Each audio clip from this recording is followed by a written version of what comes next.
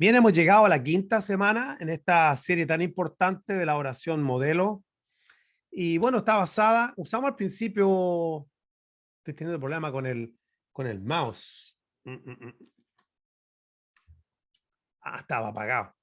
Ahora sí, usamos al principio Lucas solamente para comparar, no es la misma ocasión donde el Señor hace la oración, pero ya vimos la necesidad que tuvo un discípulo y los discípulos, yo creo, de que el Señor le enseñara a orar. Y vimos la importancia de tener un modelo, dedicar un tiempo aparte, escoger un tiempo adecuado. No voy a repetir lo mismo de las otras clases. Sin embargo, vamos a leer lo que estamos usando, porque la escritura que estamos usando es Mateo, capítulo 6, verso de 9 al 13, dice: vosotros pues oraréis así: Padre nuestro que estás en los cielos, santificado sea tu nombre, venga a tu reino, hágase tu voluntad. Ya habíamos dicho, por ejemplo, la importancia de que Dios primero, hágase tu voluntad, venga tu reino, ¿verdad? Santificado sea tu nombre, venga tu reino, hágase tu voluntad en el cielo, así también como en la tierra. Y entonces ahí después venía la parte nuestra: el pan nuestro de cada día, dárnoslos hoy, y perdona nuestras deudas como también nosotros perdonamos a nuestros deudores. Y no nos meta en tentación, mas líbranos del mal, porque tuyo es el reino y el poder y la gloria por los siglos de los siglos. La semana pasada vimos el verso 12, ahí vamos quedando en el verso 12, y ahora vamos a tomar el verso 13, ¿ok? Ahora vamos a tomar el verso 13, vamos a cambiar de color. Entonces, y vamos a comenzar ahora con el verso 13. Sin embargo, me gustaría hacer como un pequeño recuento de algunos puntos que hemos visto, ¿ok? Eh, Vamos entonces. Bien, vamos con el pequeño recuento. Tengo como el mouse un poco medio raro y quizás se me estará acabando la batería, no sé. Habíamos visto que habían varias peticiones. La primera, aquí estamos, era una petición física. Dios es nuestro sustentador, el pan nuestro de cada día, dánoslos hoy. Que también habían tres peticiones del alma, o esto fue la semana antes pasada. Y la semana pasada estuvimos viendo dentro de estas tres peticiones del alma la necesidad de perdón. Estamos aquí. Dios es nuestro Salvador. Entonces ya hablamos del perdón. Ahora vamos a tratar eh, con dos necesidades importantes. O sea, y aquí estarían las dos necesidades, de las tres, las dos últimas. La necesidad del alma número 2 es ser librado de la tentación. Y la necesidad número 3 del alma es ser librado del mal. Dios es nuestro protector. ¿Ok? Entonces vamos un poquito al verso en sí. Dios es nuestro protector. Vamos a ver solamente la parte A de este verso. Y no nos metas en tentación, mas líbranos del mal. Realmente, mal o malo, líbranos del malo. Algunas traducciones le ponen líbranos del malo, otras traducciones ponen líbranos del mal. Ambas traducciones son correctas. La palabra puede ser usada en ambos sentidos, ¿ok? Eso está en Mateo 6:13. Ahora, pero pasa una pregunta, viene una pregunta a la mente, porque se dice, y no nos metas en tentación, ¿verdad? Aquí, y no nos metas en tentación.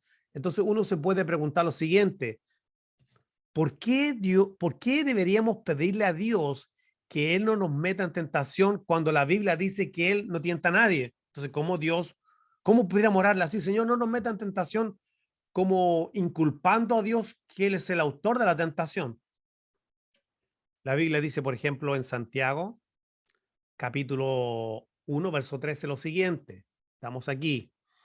Cuando alguno es tentado, diga, no diga, no diga que es tentado de parte de Dios. ¿Por qué razón? Aquí viene la respuesta. Porque Dios no puede ser tentado por el mal, ni él tienta a nadie. La palabra tentar es curioso, ¿ah? También puede ser traducido probar, probado. Es curioso, pero eso es el fenómeno que pasa, que se puede ser traducida tentar o probar. Sin embargo, aquí estamos viendo algo muy importante, que Dios, o sea, uno no podemos decir, por ejemplo, bueno, si Dios sabe que soy débil con la bebida, ¿por qué entonces Él hace que yo tenga acceso a ella? O si Dios sabe que yo tengo debilidad con el sexo opuesto, ¿por qué entonces, qué puedo decir que no parezca ridículo, pero por qué entonces, a lo mejor algún hombre, yo he escuchado cosas que pueden ser graciosas, pero hombres han dicho, bueno, si Dios sabe que tengo debilidad con las mujeres, ¿por qué me las manda? pues eso no es Dios. O sea, sabemos que eso no es Dios. Entonces, ¿por qué deberíamos orar nosotros y decir, Señor, no nos meta en tentación? John MacArthur dice lo siguiente referente a esto. John MacArthur dice, aquí está John MacArthur, dice, refleja el sentido humilde de debilidad en el creyente, sabiendo que el mundo perverso y caído es un ambiente inevitablemente hostil y peligroso. Así que cuando nosotros oramos de esta manera, realmente estamos reconociendo nuestra humildad o estamos reconociendo humildemente nuestra debilidad. Decimos, somos débiles, o sea, Señor, ayúdanos, ¿no? Que esto no nos suceda. Que no se abran estas puertas de la tentación para nuestra vida. Vivimos en un mundo, es que hoy día mismo, o sea, nada seguro. Hoy día nunca había, voy a decir algo, por ejemplo, hablando de la tentación sexual, creo que nunca había sido tan fácil el acceso a la pornografía en los medios. O sea, nunca había sido tan fácil el acceso. Está en todos los teléfonos, está en todas las computadoras y gratis. Se dice, estaba escuchando una estadística en una predicación, que el 80% de la pornografía actualmente hoy día en las redes es gratis y solamente un 20% te la venden. O sea, te ponen un poco, es como la droga, como la cocaína, te la regalan y después tú quieres dosis mayor, pues entonces para eso tienes que pagar, consumir. O sea, hoy día está el acceso a la perversidad. Estoy solamente por hablar de la parte sexual, pero en todo aspecto, en todas las cosas, hoy día la tentación está, tú abres la puerta cada mañana y entre que tú sales de tu casa y vuelves en la noche, fuiste expuesto a un montón de tentaciones de todo tipo. Las personas que más tienen tendencia a tentarse en diferentes cosas también va en los valores. Por ejemplo, si una persona, si dos personas, dos jóvenes no estudiaron para una prueba, pero uno de ellos, los valores de él vienen de impresionar, de que si saca una buena nota, entonces él se siente que es importante. Quizás el que tenga los valores equivocados como él, que no es malo querer sacarse una buena nota, pero que de eso depende su reputación, quizás tenga ser más, quizás sea más propenso a copiar o llevar un apunte escondido, porque en el fondo va a sentirse tentado porque su escala de valores está en lo que él puede lograr, no importa cuál sea el medio. ¿Comprende lo que quiero decir? Ahora, el profesor, y él es pastor también, Alejandro Pelufo, excelente predicador. Lo recomiendo, él es un maestro de la palabra. Dice en un sermón sobre las tentaciones que hay quienes piensan que son suficientemente fuertes ante la tentación. No es textual, porque como un sermón, entonces son las ideas que he cogido del sermón, pero lo puso más o menos así. Hay quienes piensan que son suficientemente fuertes ante la tentación y por esa razón ellos no caerán. O sea, uno dice, no, yo no voy a caer, no. Tengo la completa. Cuando alguien dice así, no, yo tengo la plena seguridad que en esta área no caería. Peligrosa declaración. Sin embargo, él relata que si David con su integridad cayó bajo la tentación, si Salomón con su sabiduría cayó bajo la tentación, si Sansón con toda su fuerza cayó ante la tentación, ¿cuánto más nosotros? ¿Cómo piensan que ellos, los que piensan de esta manera, de que no necesitan orar, porque total, ellos son fuertes ante cualquier tentación, cómo piensan que ellos no van a caer, que son tan fuertes por sí mismos? Luego agrega algo más, dice en su sermón, que cuando alguien piensa que es lo suficientemente fuerte para no caer ante la tentación, esta persona está diciendo que es más íntegro que David, que es como que dijera que es más sabio que Salomón y que es más fuerte que Sansón. Ahora, lo importante, ¿qué fue lo que dijo Jesús? Jesús dijo dos cosas, velad y orad. ¿Para qué? Para que no entréis en tentación. El espíritu, la verdad, está dispuesto, pero ¿cómo es la carne? Esta es la razón por la que debemos orar, porque la carne es débil. Entonces, ¿cómo prevenimos? Velando y orando. Nosotros debemos ver la vida así. Nosotros debemos ver, lo dijo Jesucristo el Señor. Entonces, Él dijo que debíamos orar al Señor, al Padre, no nos meta en tentación, pero también aclaró que debíamos tener esa actitud de estar velando y orando constantemente para no entrar en tentación. La carne, el espíritu es dispuesto, pero la carne es débil. Mantenga eso siempre en mente. No importa que usted esté en Cristo, usted sigue teniendo un cuerpo de humillación. Filipenses capítulo 3 dice que cuando venga el Señor, Él va a transformar el cuerpo de la humillación nuestra para que sea semejante al cuerpo de la gloria suya. Así que todos tenemos un cuerpo que nos humilla. Todos tenemos una área difícil que debemos estar orando y velando. Ahora, ¿cuál es el origen de la tentación? ¿Cuál es el origen de la tentación? ¿Dónde nace la tentación? Es la tentación realmente porque a veces se culpa mucho al diablo. ¿Eh? Aquí vamos a hacer al diablo. Vamos a hacer bigote al diablo. Parece gato el diablo. Pero ahí vamos a hacer el diablo. Lo hice nomás. Ya, una barbita así. Imagínense que es el diablo. Muchos culpan al diablo. Y tiene su lugar. Porque Jesús nos enseñó, ¿verdad? En Mateo 13, que debíamos orar para no entrar, no nos meta en tentación y ser librados del malo o del mal. Así que sí tiene razón. Sí tiene razón. Pero, ¿cuál es el origen de la tentación? ¿Dónde nace la tentación? 1 Corintios 10:13. Mira, el apóstol Pablo hablando a creyentes nacidos de nuevo. Porque alguien puede pensar, no, es que yo estoy en Cristo y bueno, como yo estoy en Cristo, no, pero sí, usted está en Cristo, pero usted vive en un cuerpo de humillación que no ha sido transformado. Romanos 8, que está esperando, Romanos 8 dice que está esperando su propia redención. Entonces, no os ha sobrevenido ninguna tentación que no sea que del diablo, no, que no sea humana. Todas las tentaciones, como son humanas. Sin embargo, ¿cómo es fiel? Pero ¿cómo es Dios? Perdón. Pero, mira qué lindo esto, Dios es fiel, que no os dejará ser tentado más de lo que podáis resistir, sino que dará también junto con la tentación la salida para arrancar, bueno, para que podáis soportar. Sé que esa salida, esa puerta, puede ser interpretado como, hice una puerta, como algo de que, bueno, ahí arrancamos. Bueno, la salida realmente representa en este versículo la manera como debemos soportar.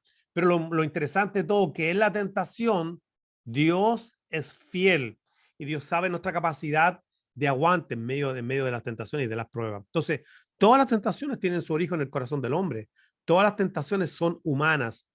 De hecho, por ejemplo, Santiago, capítulo 1, verso 13 al 15, dice que cuando alguno es tentado, nota que esto es como paralelo a lo que dijo el apóstol Pablo, y ahí es donde vemos lo que son los corpus, o sea, el cuerpo paulino, el pensamiento paulino y el pensamiento de Santiago, cómo están en línea, porque la palabra del Señor no tiene contradicciones, tiene complementos, a lo mejor hay cosas que son paradojales que no comprendemos o no tenemos mucha luz sobre eso, pero mira este complemento importante de Santiago. Cuando alguno es tentado, no diga que es tentado de parte de Dios, porque Dios no puede ser tentado por el mal ni él tienta a nadie, sino que cada uno, mira cada uno nuevamente, cada uno es tentado cuando de su propia concupiscencia es atraído y seducido. La concupiscencia realmente, ¿qué es lo que es? Es el remanente, el pecado remanente que está en nosotros, el pecado remanente. Todavía está el pecado residuo, pero le vamos a poner remanente, le vamos a usar la palabra que usa John Owen. Remanente, hay un remanente en nosotros, la concupiscencia. Mira, dice, cada uno es tentado cuando de su propia concupiscencia, pecado remanente, es atraído. Y esta palabra atraído era una palabrita que era la que se usaba las trampas para cazar animales. ¿Ok? Esas son las trampas para cazar animales. Ese es. Y seducido, y este es un lenguaje de pesca. Atraído es una cosa, seducido es otra. Y esto es como el ganchito que se ponía para pescar, donde se cogían los peces. Ahí está, perdón, los peces. Y ahí está no sé, pues hice como no parece como una caña de pescar, ¿eh? Pero bueno, ustedes se la imaginan. Me quedó fea la caña de pescar, hermano. Ya, listo. La vamos a poner solamente así como esto aquí, y aquí le vamos a poner una cosita para pescar. Ya. Entonces, fíjate, notemos este detalle. El pecado remanente de nosotros es una trampa. Es, es, es como que si estuviéramos pescando, es algo que está ahí para hacernos caer. ¿Y qué es lo que pasa a la concupiscencia o al pecado remanente? Mira el siguiente verso, verso 15. Disculpen mi mouse. Entonces, aquí viene el proceso. Empezó en tu mente, empezaste a meditar, hasta que ya ahí se empezó a gestar, caíste en la trampa, estaba el pecado remanente pescando en tu vida. Y entonces la concupiscencia, después que ha concebido, se empieza a formar en ti, pasa el tiempo, da a luz el pecado, y el pecado, siendo consumado, da a luz la muerte. Así que hay que ir todo un proceso, ¿eh? Todo un proceso. Empieza todo en la mente, ¿verdad? Empieza ahí en el corazón, lo mismo. En la mente empieza a gestarse, ahí está esa lucha, empieza esa lucha, están pescando, hay una trampa, y eso es lo que tenemos que ver inmediatamente, que cada vez que somos tentados y cada vez que empezamos con la concupiscencia, el pecado remanente en nuestro corazón, es como que alguien estuviera pescando, es como que nos están haciendo una trampa, y de ahí nuevamente el consejo de Jesús. ¿Cuál es el consejo de Jesús? Orad para que no entremos en tentación, orad, velad y orad para que no entremos en tentación. ¿Por qué razón? Porque hay un pecado remanente en nuestras vidas, porque hay una concupiscencia que quiere ser saciada. El pecado nunca se sacia, nunca, nunca, nunca. Y estos los principios que vamos a aprender hoy día se aplican a todo tipo de tentación. Claro, yo voy a hablar de las tentaciones sexuales, pero usted puede hablar del alcohol, puede hablar del mentir, puede hablar del robar, todo lo que le produzca satisfacción, la tentación puede ser incluso comprar más, mire, puede ser comprar más allá de su presupuesto. Hay gente que compran por placer, le da placer comprar. Siempre el pecado produce una satisfacción. Lo que pasa es que después que se pasa la satisfacción, viene el precio, el dolor. Consuma algo, el dolor y la muerte. Ahora, el pecado remanente. Vamos a ver algo aquí de una ley espiritual muy importante, porque estamos hablando de por qué pecamos, dónde está el origen. ¿Ok? Vamos a irnos a Romanos capítulo 7, vamos a leer varios versos del 14 al 25. Y ponga atención, porque hay quienes piensan que Romanos capítulo 7, vamos a decir así, mire, piensa en Romanos 6, 7 y 8. Entonces piensa en Romanos como una tapa del sándwich. Vamos a hacer un pan aquí, este es un sándwich, este es una tapa. Romanos 8, esta es la otra tapa. Y aquí está todo lo que es la carne. Ese es Romanos 7. Justo Romanos 7 está tratando con nuestra carne, ¿ves? Esos tres capítulos son muy importantes. Y hay quienes piensan que este es el relato del apóstol Pablo antes de llegar a Cristo, entonces por eso que tratan de evitar hablar del pecado, porque hay quienes tienen la doctrina de que piensan que hablar del pecado trae conciencia de pecado. Sí, nosotros no necesitamos predicar lo que la Biblia dice sobre el pecado para que haya conciencia de pecado, porque tenemos un cuerpo que ha sido entregado, o sea, un cuerpo que sigue pecando, un cuerpo que sigue pecando. Entonces no necesitamos, todo lo contrario, necesitamos saber la verdad sobre el pecado para que sepamos lidiar con él y con la tentación. Entonces dice, porque sabemos que la ley espiritual, mas yo soy carnal, vendido al pecado. Porque lo que hago no lo entiendo, pues no hago lo que quiero, sino lo que aborrezco, eso hago, tiempo presente, no lo que hacía. Y si lo que no quiero, esto hago, apruebo que la ley es buena, de manera que yo ya no soy que nace aquello, sino que el pecado que mora en mí. El pecado no que moraba, que mora en mí. Y yo sé que yo sé que en mí, esto es en mi carne, no mora el bien, porque el querer el bien está en mí, pero no el hacerlo, porque no hago el bien que quiero, sino el mal que no quiero, eso hago. Y si hago lo que no quiero, ya no lo hago yo, sino que el pecado que mora en mí, estamos hablando del pecado remanente, de lo que ha quedado. Así que el residuo. Así que queriendo yo hacer el bien, hallo, mira lo que se encontró, hallo esta ley. ¿Cómo se le llama al pecado remanente? La ley de pecado. Hallo que el mal está en mí, porque según el hombre interior me deleito en la ley de Dios, pero veo otra ley en mis miembros que se revela contra la ley de mi mente y que me lleva cautivo a la ley de Dios que está en mis miembros. Miserable de mí, ¿quién me librará de este cuerpo de muerte? Bueno, Jesús nos va a librar escatológicamente, pero hay una obra de Romanos 8 donde se nos enseña cómo ser librados del poder que tenía el pecado en nuestras vidas. El Romanos 6 habla de lo que Cristo hizo en nuestra condición. Romanos 7 habla del pecado actual, del residuo de nuestra carne de los creyentes. Romanos 8 es cómo el Espíritu aplica Romanos 6 a la carne de Romanos 7. ¿Ves? Este es Romanos. Todo así, ¿eh?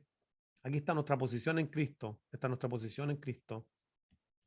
Entonces alguien lee la posición en Cristo y dice, ah, bueno, estoy completo, ya el pecado fue destruido, qué sé yo.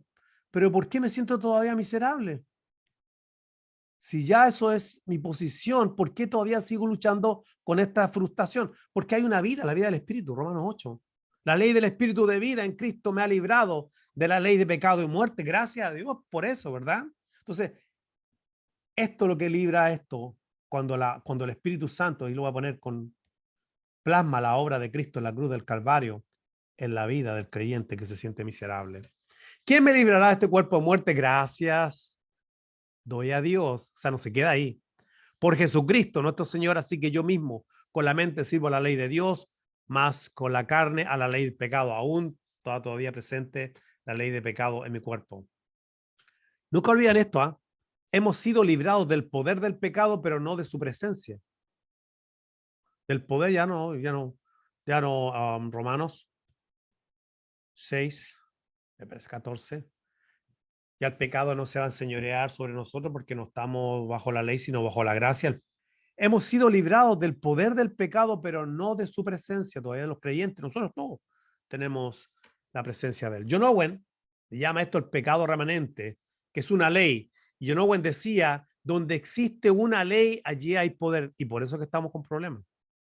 Ese es el gran problema que tenemos actualmente los creyentes, que sentimos su presencia y que no debería tener poder en nuestras vidas, pero sentimos como si estuviera tan real, porque toda ley tiene poder. Por eso que Romanos dice que la ley del Espíritu de Cristo, de la ley del Espíritu de vida en Cristo, nos ha librado del pecado.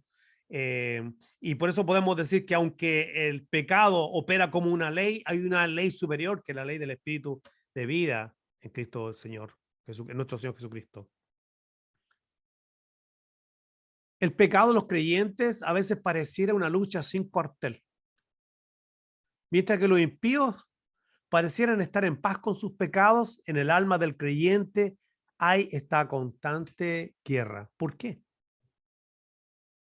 ¿Por qué nosotros tenemos que sentir esta guerra constante en nuestra mente? La mente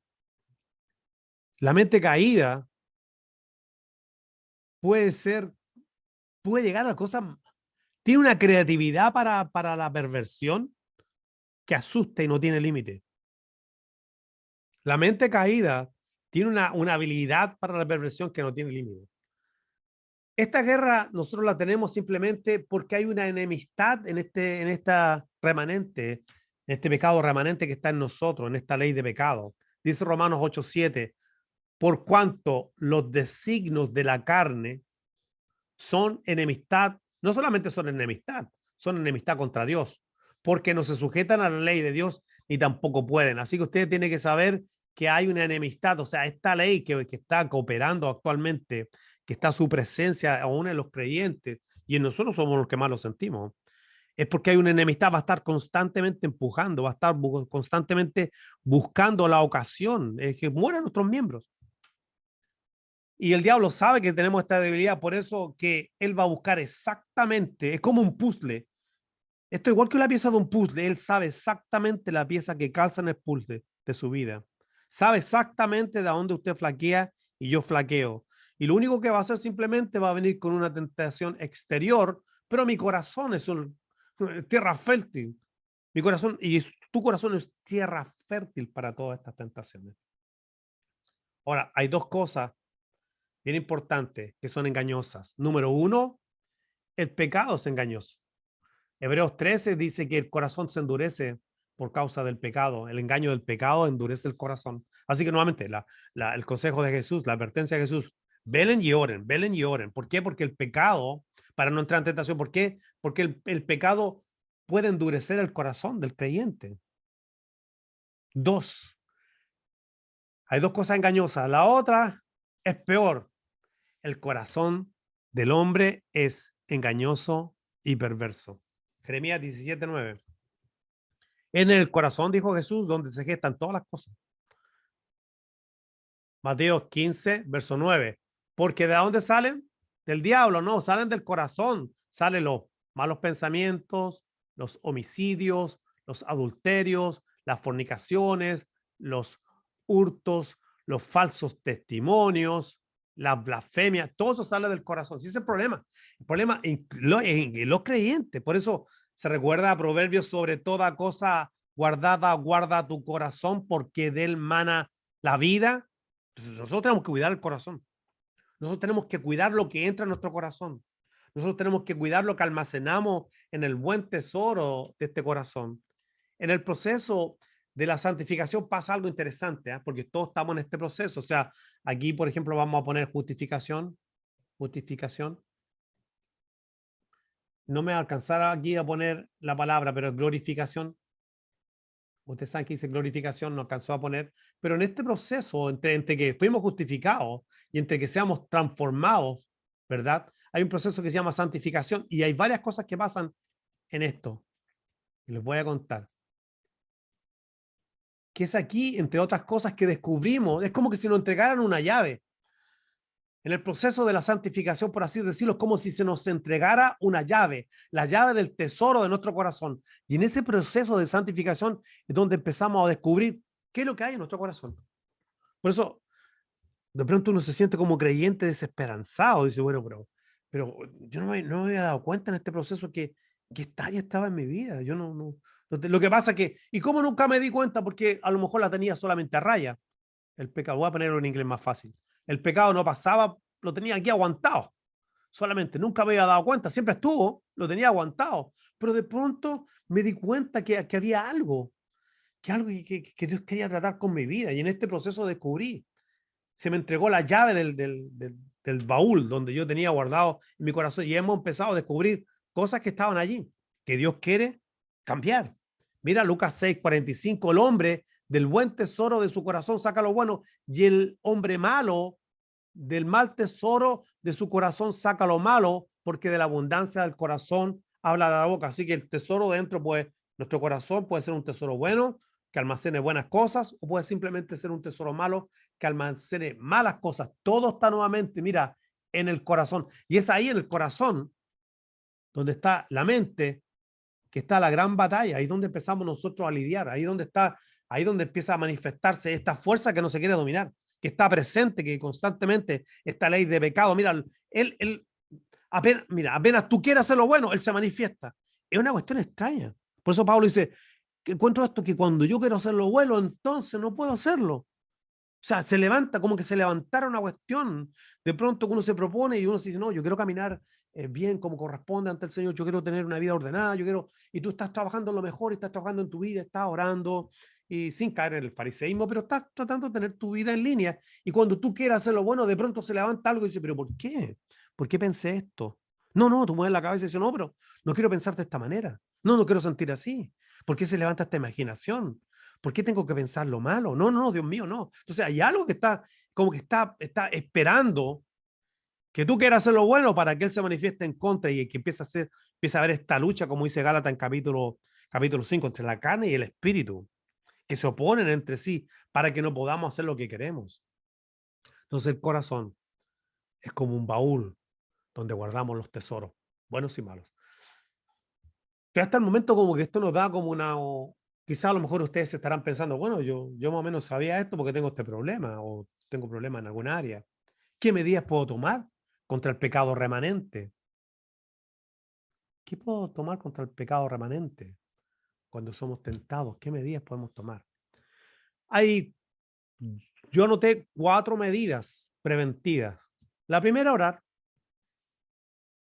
Esa es preventiva, antes de orar. O sea, es legítimo. Cuando usted ore en la mañana, diga, Señor, ayúdame a no entrar en tentación. Ayúdame este día, ayúdame, Padre amado. Yo no creo, nosotros no conocemos el corazón de la otra persona y creo que conocemos medianamente nuestro corazón. A veces, y lo conocemos tan a medias que de pronto hacemos promesas a Dios cuando Dios mismo sabe que ni siquiera las vamos a cumplir. Así que no caiga en penitencia ni cosas como esas. No, te prometo, Señor, que yo no lo voy a hacer, sino que diga, sí, Señor, tengo esta debilidad. Ayúdame a no caer en esta área. Ayúdame, se me mueve el piso. Ayúdame. Orar preventivamente. Voy a estar orando, vigilando, orando, Señor, sobre esta situación. Mateo 6:13, no nos meta en tentación. Mateo 26:41, velar y orar. Esa es la primera, una medida preventiva. El creyente debe vivir orando preventivamente. El creyente debe vivir orando preventivamente. 2, medidas radicales. 3, acudir al trono de la gracia. 4, no olvidarse de la cruz. Pero hablemos de medidas radicales. Hablemos de las tentaciones sexuales. Quiero poner esto de las tentaciones sexuales, aunque hay diferentes tipos de tentación a mentir, hay un montón de cosas que podemos ser tentados a, de pronto, mentiras piadosas, salir del paso, decir una cosa. Fácilmente hay gente que tiene el hábito de mentir creyentes, dicen para salir del paso una mentira como si fuera, bueno, estamos en gracia y no importa. Pero quiero hablar de las tentaciones sexuales. Y para esto yo creo que hay que tomar medidas radicales. Jesús enseñó en Mateo capítulo 5, verso 28 al 30, lo siguiente. Mira, oíste que fue dicho, no cometerás adulterio. Pero yo os digo que cualquiera que mira a una mujer para codiciarla, por lo habitual, obviamente el hombre es visual. O sea, el hombre cae visualmente, vio una mujer y la codició. Pudiera ser en menor escala que le pase a una mujer, muy menor escala, pero pudiera ser. Pero la mujer también puede caer en tentación al escuchar lo que no debe escuchar. O sea, las mujeres son más susceptibles al que le abren al oído, que encuentren bella y que le digan un montón de cosas y oh, qué suerte tiene tu esposo tener una esposa como tú y cosas así, que diálogos que de pronto se caen y ella dice, no, pero él no me entiende, oh, qué lindo, ojalá que él fuera como tú, y ahí está el enredo. Pero vamos a tomarlo en el sentido general lo que Jesús dijo. Oíste que fue dicho, no cometerás adulterio, pero yo os digo que cualquiera que mira a una mujer para codiciarla ya adulteró con ella en su corazón. Ahora mira la medida radical. Por tanto, aquí está la medida radical. Por tanto, si tu ojo derecho te es ocasión de caer, ¿qué? Sácalo y échalo de ti. Pues es mejor que este se pierda, que se pierda uno de tus miembros y no que todo tu cuerpo sea echado al infierno. Y si tu mano derecha, aquí está primero el ojo, ¿verdad? Ojo. Y si tu mano derecha, ojo derecho, mano derecha, te es ocasión de caer, córtala y échala de ti, pues mejor que se pierda uno de tus miembros, que no todo tu cuerpo sea echado en el infierno. Es bien radical. Jesús no está diciendo literalmente que usted se tiene que sacar el ojo, porque se saca el ojo derecho y le queda el izquierdo. Y si usted tiene el corazón así, que usted ve algo y lo codicia, usted va a seguir mirando con el ojo izquierdo. Y si le sacan los dos ojos, todavía puede seguir pensando e imaginándose cosas. Así que debemos tomar esta instrucción como algo literal, o sea, ser radical, corta radicalmente lo que te esté provocando una tentación. Córtalo radicalmente. Córtalo, toma todas las medidas. Si tienes problemas con el sexo en desmedida, y entonces pues las redes sociales, qué sé yo, la computadora, preferible tener esos teléfonos que no son inteligentes, sino que son esos teléfonos brutos de antes. Ahí le hice los números, qué sé yo, ahí están los números. Preferible tener un teléfono bruto, pero saber que no vas a sentirte tentado. Entiendo lo que quiero decir, estoy exagerando, pero estoy diciendo, tome todas las medidas. Si el problema es que a lo mejor la alimentación, la tentación, la puerta a la tentación son las redes sociales, pues tome todas las medidas radicales. Dios va a honrar eso. Pero otra medida también puede incluir el cortar con personas que te pongan propenso a caer. Mira, Jesús dijo lo mismo en Mateo, pero 18, pero lo puso de esta manera. Y cualquiera que haga tropezar a uno de estos pequeños, que cree en mí, cualquiera, mejor le fuera que se le colgase al cuello una piedra de molino, de asno, y que se le hundiese en lo profundo del mar. Ay del mundo por los tropiezos. Ahora está el mundo, ahora cualquiera. Uno, dos. Porque es necesario que vengan tropiezos, pero ay de aquel hombre. Note ahí. Por quien viene el tropiezo. Por tanto, si tu mano, mira, aquí diferente.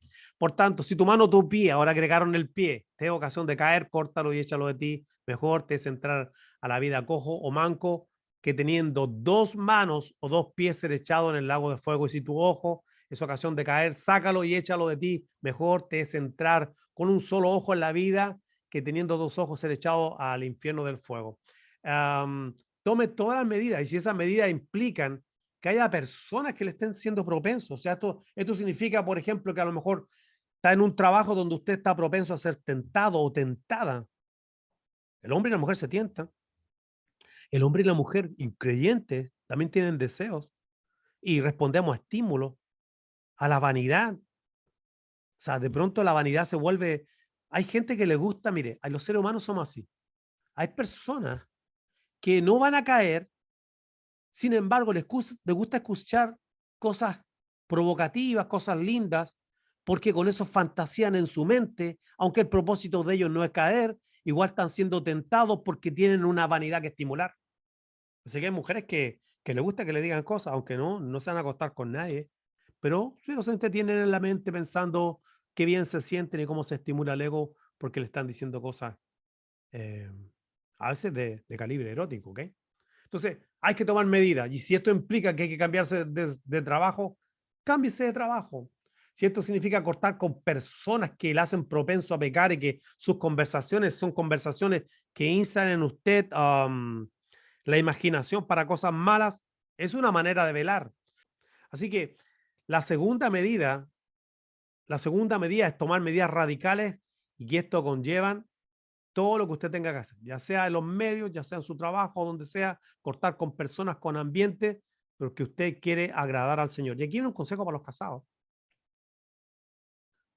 Esto es bien importante en la sexualidad para los casados. Mira al apóstol Pablo en 1 Corintios. Espero que nadie se ofenda. Si alguien tiene alguna pregunta, puede detenerme nomás. 1 Corintios 7, del 1 al 5. En cuanto a las cosas que me escribiste, o sea, ellos le mandaron una carta al apóstol Pablo haciendo preguntas y le preguntaron sobre la sexualidad. Bueno le sería al hombre no tocar mujer, pero a causa de las fornicaciones, tú sabes que 3 veces por lo menos en la Biblia aparece eso, huid de la fornicación, huid de la fornicación, huid de la fornicación. Cada uno tenga su propia mujer y una tenga su propio marido. O sea, tanto el consejo para ella como para él. Esto es para los dos, la mujer y él. El marido cumpla con la mujer el deber conyugal, hablando de la intimidad. Y asimismo la mujer cumpla con el marido. ¿Qué cosa es? Deber. ¿Qué es lo que es la sexualidad en el matrimonio? Un deber. La mujer no tiene potestad sobre su propio cuerpo, sino el marido. Ni el marido tampoco tiene potestad sobre su propio cuerpo, sino la mujer.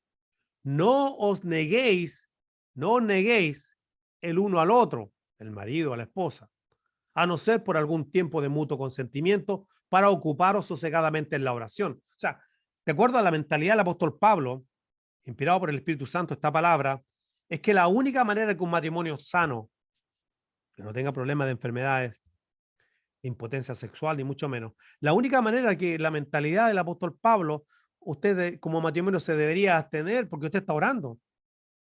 Usted se dedicó tranquilamente, está orando. Esta noche vamos a estar tranquilos porque vamos a orar. Pero no nos debemos negar.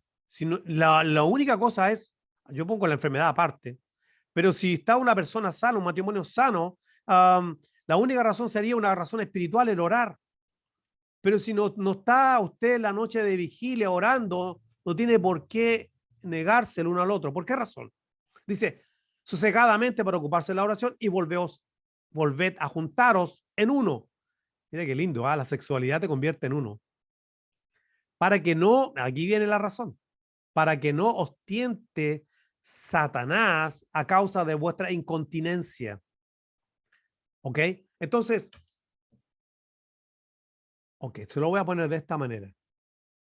Cuando un matrimonio, estamos hablando de las tentaciones sexuales, cuando uno de los dos es indiferente a la necesidad del otro, está pecando.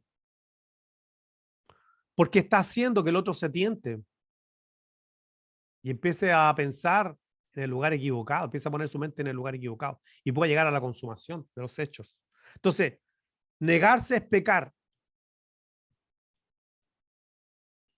y pagarle al que se negó con adulterio también es pecar. Es su respuesta. Usted paga pecado por pecado. O sea, no hay razón alguna. O sea, esto es bien importante para que no os tiente. ¿Se da cuenta cómo la tentación tiene que ver incluso con la parte de la intimidad? Y cómo Satanás puede sacar ventaja a causa de esto. Y pueden haber creyentes que amen al Señor, pero eso no lo hace menos pecadores. Pecaron y está mal. Sin embargo, hay una responsabilidad también sobre el que se negó. ¿Y qué pasa si uno de los dos tiene problemas de, no sé, problemas de disfunción sexual, ya sea libido bajo o simplemente problemas de impotencia sexual? Bueno, tiene que tomar las medidas a vida y por haber, tiene que consultar al médico, tiene que verse tratarse. Hoy día hay medicina, hay un montón de cosas legales, normales, para que usted piense en esto, de que usted tiene un deber con su pareja, con su esposo, con su esposa, tiene un deber de satisfacerse las necesidades sexuales. La sexualidad, además de ser un acto amoroso, es una necesidad biológica. Incontinencia, ¿qué le dice eso? Que es algo biológico también. Esto es biológico también. La sexualidad, decía el profesor y pastor Alejandro Polufo, creo que lo pronuncié bien. Dios le dio al hombre incluso el liderazgo a la sexualidad. La sexualidad en el hombre es un liderazgo que el Señor le entregó. Y es un misterio desear cómo un hombre normal, sano, obviamente se entiende, después de 30 años puede seguir deseando con la misma intensidad en su corazón a su esposa. Me refiero en el sentido sexual. Es un misterio. ¿Cómo puede ser posible? Se casaron a los 30, ahora tienen 60, tienen 70 y sigue deseando a su esposa amada. Porque también en la sexualidad hay un liderazgo. Entonces es bien importante considerar esto, porque no puede dar la excusa, bueno, no, yo te engañé porque como tú me tienes descuidado o descuidada, es una excusa, eso es pecado, pero también hay una responsabilidad sobre quien se está negando. O sea, usted tiene que pensar en esto. Usted no le puede abrir la puerta al diablo, usted tiene que estar pendiente.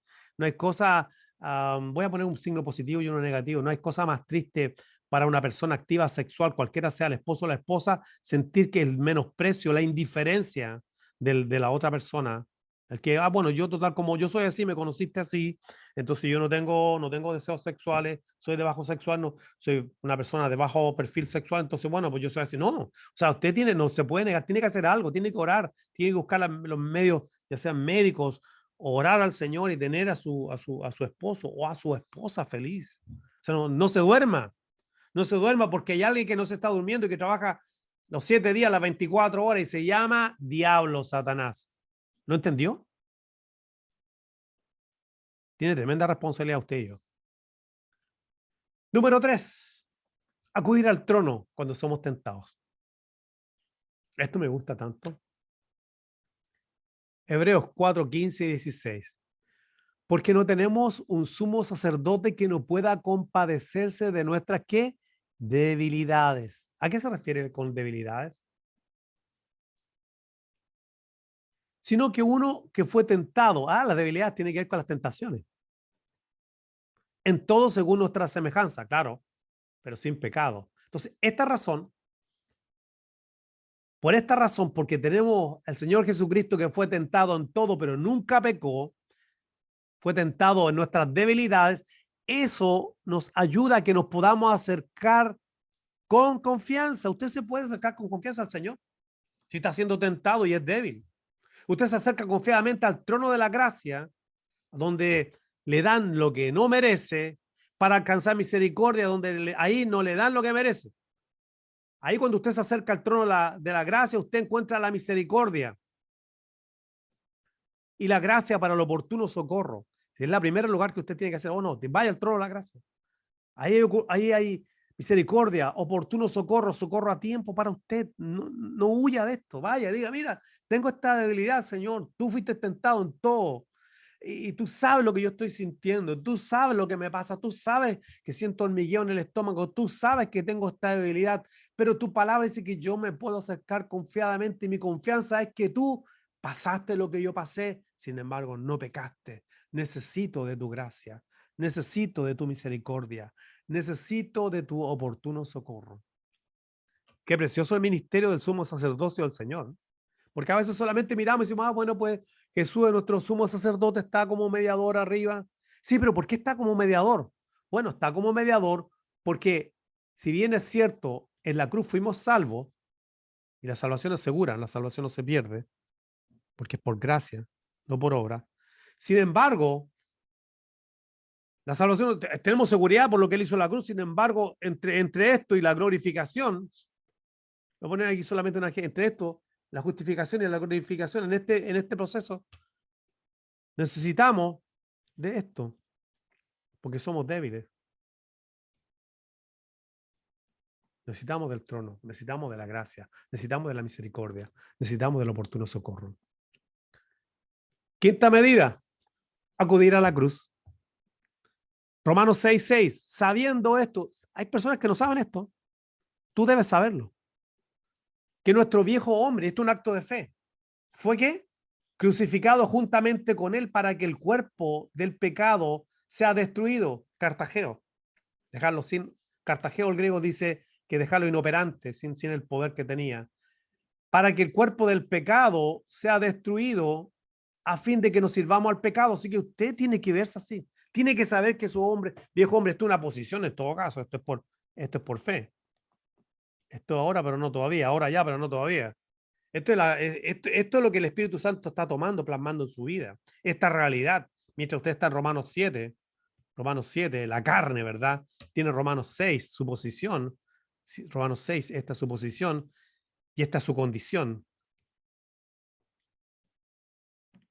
Y el Romano 8, el ahora del Espíritu, le voy a poner solamente una E, del Espíritu Santo, para convertir Romanos 6 y aplicárselo a este cuerpo de humillación. Entonces usted tiene que saber esto. Póngale fe. O sea, ¿cómo se ve usted? No, usted se tiene que ver crucificado con Cristo. ¿Para qué usted se ve crucificado con Cristo? Para que usted entienda que el pecado ha sido destruido en el sentido de que ya Él no es su amo, Él está inoperante, está presente, pero debe estar inoperante. Romanos 8:11. Así que vosotros consideraos, no solamente debe saber, pero debe considerarse muerto al pecado, pero vivo para con Dios en Cristo Jesús, Señor nuestro. Considérese. Vea Romanos 6 y usted considérese, no, espérate, deja. Yo esto lo sé. Tengo que sabérmelo de memoria. Esto me lo tengo que saber de memoria. Que mi viejo hombre fue crucificado con Cristo. ¿Para qué? Para que el cuerpo del pecado sea destruido, ya no tenga esa influencia que tenía antes en mi vida. La ley del pecado. El pecado remanente no debe tenerla. Así que me voy a considerar muerto al pecado. Así yo me y esto es un acto de fe.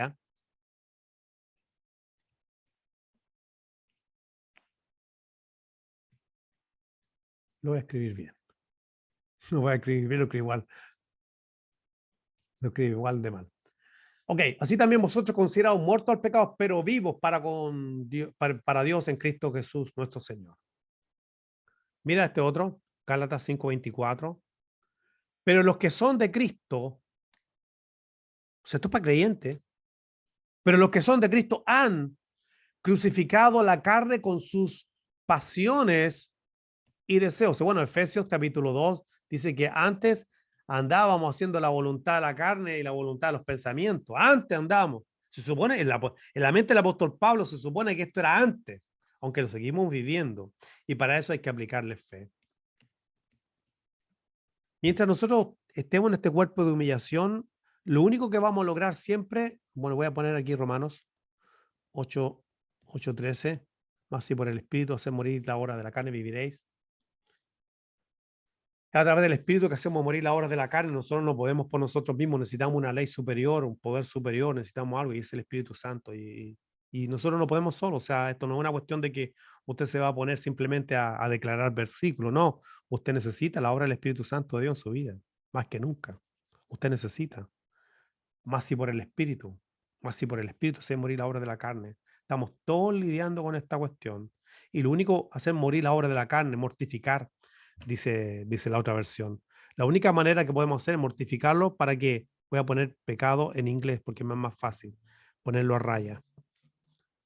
Toda esta vida, su tarea es ponerlo a raya, solamente que no se pase para acá. Eso es lo único que tiene que hacer. ¿Hasta cuándo? Hasta el día de la glorificación. ¿Y cuál es nuestra esperanza? Filipenses 1:6, que el que comenzó la buena obra la perfeccionará hasta el día de Jesucristo. El Señor está con nosotros, como decía 1 Corintios capítulo 10, y Dios es fiel. Cuando somos tentados, Dios es fiel. No hay excusas. Los únicos creyentes que realmente ceden al pecado son aquellos que usan la excusa de, bueno, se sienten defraudados, bueno, me engañaron, entonces yo voy a engañar. Bueno, pues la iglesia da lo mismo, todos los pastores se equivocan, un pastor se cayó, un hermano me hizo esto, la vida no vale la pena. Y cuando empezamos a usar todas esas cosas como justificación, entonces empezamos a pensar que, bueno, total, finalmente da lo mismo y no da lo mismo. Y esas tenemos mayor probabilidad de ceder. Bueno, es el anzuelo, la carnada donde nos cogió el pecado, como dice Hebreos 3, y nos engañó y endureció nuestro corazón.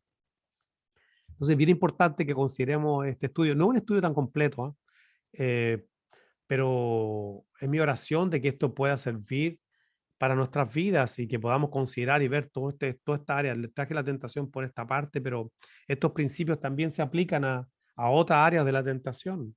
Acuérdese que el pecado nunca duerme, trabaja 7/24. Usted se despierta en la mañana muchas veces y el pecado está ahí recordándole en qué quedamos, en qué quedamos anoche cuando estábamos pensando. ¿Comprende lo que quiero decir? Quiero decir algo más referente a esta escritura. ¿Qué hemos visto ahora? No nos meta en tentación, mas líbranos del mal o del malo, obviamente. Y también habíamos dicho que en la oración modelo, la oración modelo glorifica a Dios porque comenzaba, ciertos padres, oraréis así, Padre nuestro que estás en los cielos, santificado sea tu nombre. Y ahí empezamos a glorificar a Dios, toda la gloria de Dios. Venga en tu reino, buscamos su gloria, hágase tu voluntad, buscamos la gloria de Dios. También habíamos dicho que cuando pedimos el pan, cuando Dios suple, Dios se glorifica. Verso 11. En el perdón, Dios se glorifica.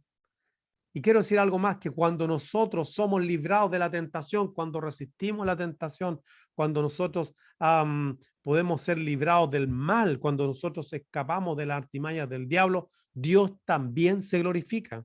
Qué lindo saber que vencimos la tentación, que pasó la tentación y que Dios se glorificó porque Él produjo en nosotros ese poder tener ese querer como el hacer por su buena voluntad y Él se lleva toda la gloria. De hecho, como termina esta oración, dice, porque tuyo es el reino y el poder y la gloria por todos los siglos. O sea, que además que incluye el reino y el poder, termina nuevamente con la gloria de Dios. Después el verso más abajo dice, si no perdonáis, también vuestro Padre no os perdonará. Y como ya habíamos hablado del perdón, creo que no voy a entrar a retocar eso, pero sí quiero destacar que hasta este punto de este amén, nuevamente podemos decir que cuando somos librados de la tentación, Dios se glorifica. Amén. Yo tengo una inquietud. Te veo O muy sea, claro. en el verso de Mateo 6:13 dice, y no nos metas en tentación. No creo que te escuché explicar por qué después lo de Primera de Corintios 10:13 dice que todas las tentaciones son humanas, o sea que Dios no tienta a nadie. Entonces, ¿cómo explicamos y no nos metas en tentación? No nos metas en tentación, Dios, te lo voy a poner de esta manera, esto después lo voy a editar, no va a estar esta pregunta, pero no te nos metas en tentación, la palabra tentación también, muchos teólogos han tenido problemas, o no problemas, pero difieren porque puede ser traducido prueba o tentación. Entonces, no nos metan en tentación en el sentido de que Dios provocar la tentación como un acto de maldad perverso. En ese sentido, lo entendemos que Dios no lo hace, aunque Dios pudiera permitir la tentación, como fue en el caso de Jesús, donde el Espíritu lo llevó al desierto para ser tentado por el diablo. Entonces, yo sé que es un poco fuerte sobre eso. Yo lo anoté, o sea, yo no lo quise, lo tenía en mi apunte, pero no lo quise escribir. Pero MacArthur dice que ahí donde está el juego de la soberanía y la responsabilidad del hombre. O sea, Dios soberanamente puede, por alguna razón, permitir exponer nuestro corazón a una tentación, no provocarla porque es un Dios santo, pero usar aquella tentación, ¿cierto? Donde queda en evidencia mi corazón, y ahí donde yo tengo que orar por mi corazón porque soy susceptible y pudiera yo fallar en esa prueba. De hecho, la prueba puede ser una tentación. Una prueba puede ser una tentación, pues estoy expuesto en una prueba y qué es lo que pasa, que yo decido y soy tentado y no la paso y corto camino, me voy para otro lado y digo, no voy a pasar esto y lo voy a hacer de esta manera, buscar un shortcut, un corta camino. ¿Comprendes? Pero sí te Sí. puedo decir que en ese aspecto, si cuando tú lees el relato, dice, y el Espíritu llevó a Jesús para ser tentado por el diablo. Y dice, uy, pero un momento, está fuerte eso. ¿Cómo el Espíritu va a querer? Sí, pero es que eso, él no necesitaba exponer nada, pero tuvo un propósito, ¿ves? Tuvo un propósito que Jesús fuera tentado por el diablo.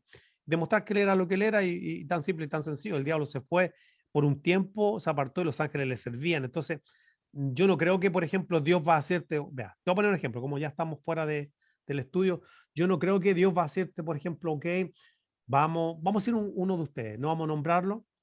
Pepito lo estamos mandando, señor, dice Pepito, lo vamos a mandar a evangelizar a un prostíbulo. Y entonces va a entrar ahí porque yo sé que a Pepito le gustan las mujeres así vestidas de esa manera. No, Dios no lo va a hacer porque Dios es un Dios santo. Ahora, Dios pudiera permitir, no ese tipo de cosas, pero que ser expuesto a un tipo de tentación donde exponga tu corazón y tú digas, bueno, pues esta es la área, o sea, que yo tengo que ver. De pronto Dios permite cosas, Dios con un Dios santo permite cosas para poner evidencia de lo que hay en el tesoro en nuestro corazón y dice, ay, Señor, mira, me di cuenta de que hoy no tengo debilidad con esto. No sabía, yo tenía como una idea, pero ahora que soy expuesto a esto, ahí no, entonces es la oración humilde de alguien que, como David en el Salmo 51 dijo así, líbrame de los homicidios. Hoy se acaba de pedir perdón. ¿Qué es lo que está diciendo? Ay, que no me vuelva a tentar de nuevo. Llámate a uno atrás, Urias, que no me vuelva a pasar. O sea, hay una incertidumbre y es la humildad de poder decir, Señor, que otra tentación como esa a lo mejor no sería capaz de resistirla. Ayúdame. ¿Entiendes? Por ahí no sé si estoy siendo tan teológico, pero puedo decir que Dios ni es tentado por el mal, ni mucho menos, pero Él puede permitir, y lo tenemos en el caso del Señor Jesús. Y esto expone muchas veces nuestro corazón donde tenemos que tomar medidas importantes. ¿Entiendes? Entonces, pero tu pregunta es válida. No, aparte, pastor, a lo que usted dice, ¿no? Porque sí, justo le iba a decir que muestra de eso es el Señor Jesús, que se le permitió, ¿no? Ser tentado, mas no cayó. Claro. Es lo que nos pasa, porque no podemos decir que no nos va a pasar. Es lo que nos pasa dentro de este recorrido, caminar cristiano. Muchas veces Dios permite que seamos tentados, pero también por algo está el versículo donde nos dice que huyamos, ¿no? Claro. O en otra versión que corramos. Claro. O sea, porque nos está dando ni siquiera decidir, sino prácticamente nos está diciendo que en muchas ocasiones Dios lo va a permitir, así como lo permitió con Jesús, pero la salida es no pensar sí, no, sino la salida es correr, ¿no? En el momento, porque es obvio que en nuestra carnalidad, exacto, en nuestra carne no vamos a decir que no. Definitivamente va a ser una oportunidad, ¿no? De caer. Claro, exacto, dice muy bien, y eso expone nuestro corazón, o sea, ahí nosotros nos vemos en evidencia, o sea, y yo... Tal como estás, soy Andrés Neira, fundador del canal del Evangelio, donde aprendes y compartes, y también fundador de Sólido Gloria International, que es un ministerio de enseñanza. Si te interesan los temas de escatología, del arrebatamiento de la iglesia, qué es lo que es la gran tribulación, qué es lo que es el anticristo, quién es una persona, es un sistema, qué es lo que es la batalla de Armagedón, hay un milenio literal, cuál es la diferencia entre Israel y la iglesia. Bueno, tenemos un curso diseñado de 7 lecciones donde tú también lo puedes tomar. Así que si tú quieres mayor información, tenemos una página en Patreon donde estamos bajo el nombre de The Solid Glory International, y apoyándonos tú puedes tener acceso a este curso de 7 lecciones. Como opción, tú también puedes participar en preguntas que te podemos mandar en formato digital a tu teléfono o simplemente en formato PDF para que tú las respondas después de cada lección. Y como una manera de incentivarte el estudio de la escatología y la profecía bíblica, tenemos nosotros un certificado para premiar tu esfuerzo en el estudio de la palabra del Señor.